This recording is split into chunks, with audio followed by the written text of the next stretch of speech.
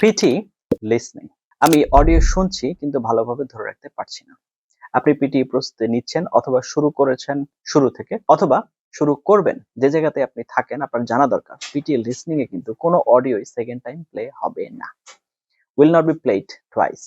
So যা শোনার, যা বোঝার, যা নেয়ার, যা কনজিউম করার একেবারেই করে ফেলতে হবে।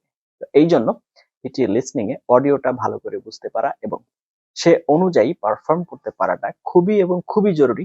আদারওয়াইজ আপনি পিটি লিসনিং এ ভালো স্কোর ক্যারি করতে পারবেন না। By the way, PT listening এর সাথে পিটি রিডিং অনেক জায়গায় কানেক্টেড, আবার কিছু জায়গায় পিটি স্পিকিং অনেক জায়গায় connected.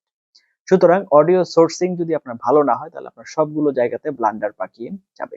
So it's a concern. এই জায়গাটা থেকে আজকের এই লেসনটা তৈরি করা আপনাদের জন্য। আমরা ইন্ডাস্ট্রিতে আছি সিন্স 2015। তো আমরা চেষ্টা করছি কিছু অভিজ্ঞতা আপনাদের সাথে শেয়ার করার জন্য। Before that, welcome to our channel PT Bangladesh, preferably number one platform in Bangladesh for PT preparation or trying to make your PT journey easy. Learn PT with fun, that is our motto, and following that up with the 24/7 আমাদের সাথে connected থেকে PT preparation নিতে চান, please like our Facebook page and join our Facebook group. সেগুলো link video ডেসক্রিপশনে দেওয়া আছে। আর আপনার যদি রেজিস্ট্রেশন করতে হয় পিটি পরীক্ষার জন্য, আপনার যদি সাবস্ক্রিপশন কিনতে হয় প্র্যাকটিস করার জন্য, অথবা আপনি যদি মক টেস্টে নিজেকে যাচাই করতে চাচ্ছেন, কি অবস্থায় আছেন, কেন আছেন, কিভাবে আছেন এবং সেগুলোর অ্যানালাইসিস আপনার দরকার হয়, you can contact with us. আমাদের সাথে কন্ট্যাক্টের ডিটেইলস আমি ভিডিও কমেন্টে পিন করা অবস্থায় পেয়ে যাবেন। Now without wasting time, let's roll on to our computer screen. PT listening কিভাবে আমরা শুরু থেকে শুরু করতে পারি এবং 65 পর্যন্ত একেবারে জিরো বেসিক থেকে নিজেদেরকে নিয়ে যেতে পারি।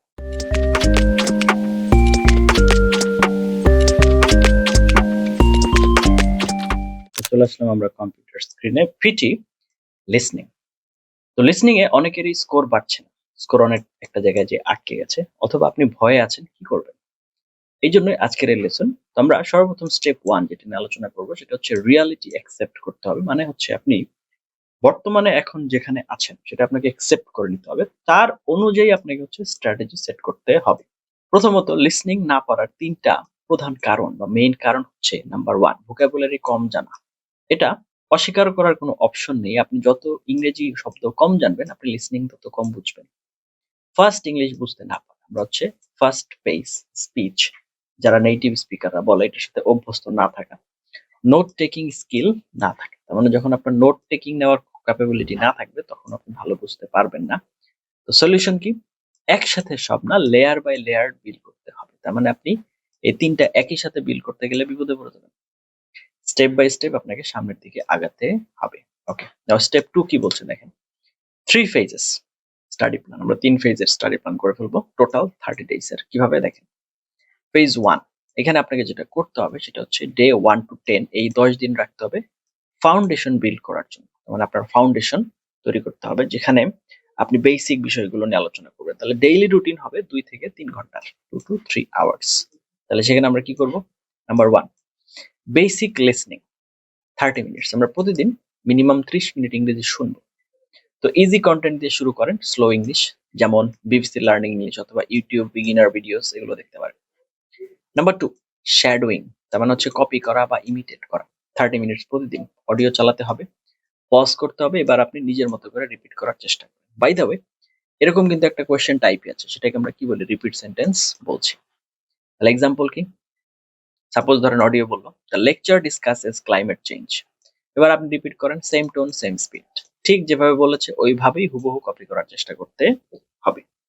আচ্ছা ঠিক আছে, আমরা কপি করলাম। তারপর ভোকাবুলারি 30 মিনিটস, প্রতিদিন 20 ওয়ার্ডস, ফোকাস হচ্ছে academic words. Number 4, dictation practice 30 minutes, audio শুনতে হবে এবং লিখতে হবে। যা শুনবেন তাই লেখার চেষ্টা করতে হবে, যদিও এখানে স্পেলিং মিস্টেক হতে পারে, গ্রামার মিস্টেক হতে পারে, পাঞ্চুয়েশন মার্কের মিস্টেক হতে পারে, দ্যাটস ওকে, ফাইন, কিন্তু আপনি কন্টিনিউ করেন লেখা। যা শুনবেন সেটা লেখার চেষ্টা করবেন। ওকে, এবার ফেজ 2, ডে 11 to 20, তার মানে প্রথম 10 দিন তো আমরা বেসিক নিয়ে কাজ করলাম। এইবার 11 থেকে 20 এই কয়দিন আমরা পিটি স্কিল নিয়ে কাজ করবো। এবার সরাসরি কোয়েশ্চেন টাইপে চলে আসবে। তো কোয়েশ্চেন টাইপ গুলো আন্ডারস্ট্যান্ড করতে হবে। নরমালি কোথায় কোথায় লাগবে? Summarise spoken text, fill in the blanks, highlight, correct summary.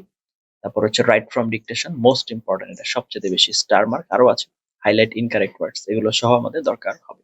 আচ্ছা, রাইট ফ্রম ডিকটেশনের ক্ষেত্রে কি? পিটি লিসনিং এ 65 পেতে এটা মাস্টার করতেই হবে, মানে এখানে দ্বিতীয় কোনো অপশন নাই, রাইট ফ্রম ডিকটেশন লাগবে। তো ওয়ান সেন্টেন্স, নাম্বার 1 কি করতে হবে? এক সেন্টেন্স 5 বার শোনো, কিওয়ার্ডস ধরো, গ্রামার গেস করো। এটা হচ্ছে প্রথম স্ট্র্যাটেজি। ফার্স্ট, মিনিমাম একটা সেন্টেন্স কতবার শুনতে হবে? 5 টাইমস। আমরা যখন আমাদের রিয়েল ক্লাসে প্র্যাকটিস করাই তখন কিন্তু এভাবেই করাই, রাইট? আচ্ছা, এক্সাম্পল অডিও কি বলছে?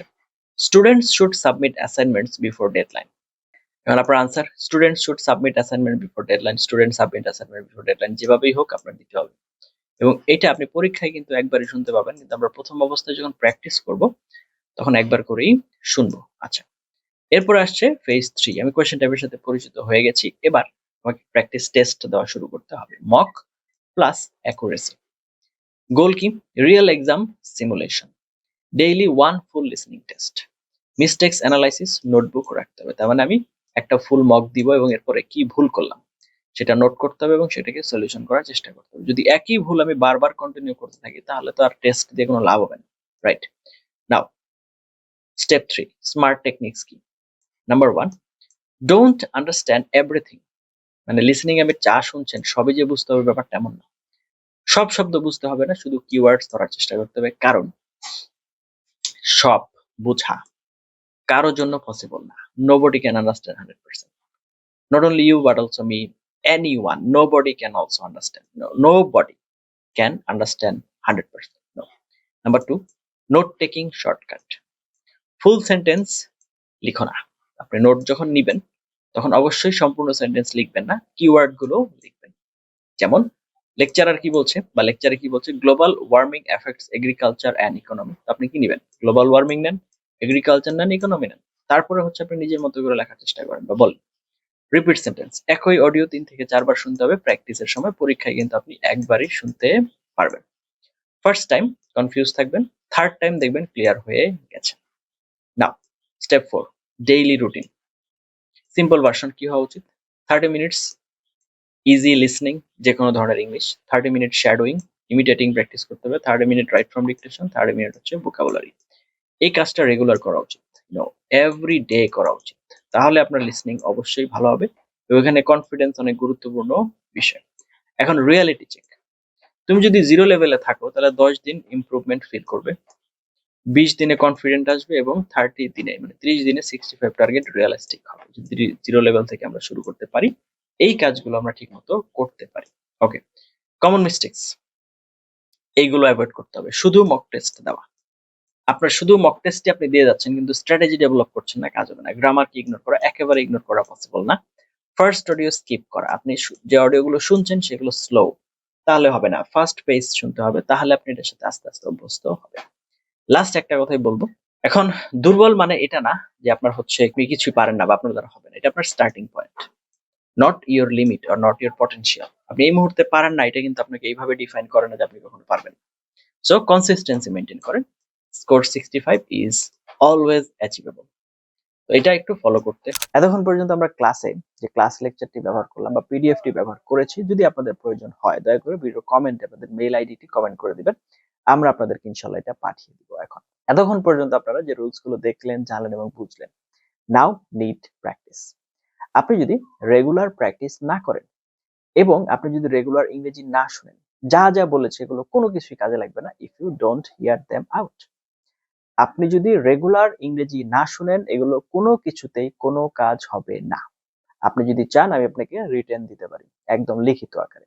So before applying all of this tips and tricks you must listen everyday. আপনাকে অবশ্যই ইংরেজি শুনতে হবে and you need to make it your habit, not as a skill. আপনার দক্ষতা হিসেবে আপনি আগে কল্পনা করার দরকার নেই। You need to imagine it as a daily habit. আপনার রেগুলার হ্যাবিট হিসেবে এটাকে কল্পনা করুন এবং সে অনুযায়ী পারফর্ম করার চেষ্টা করুন।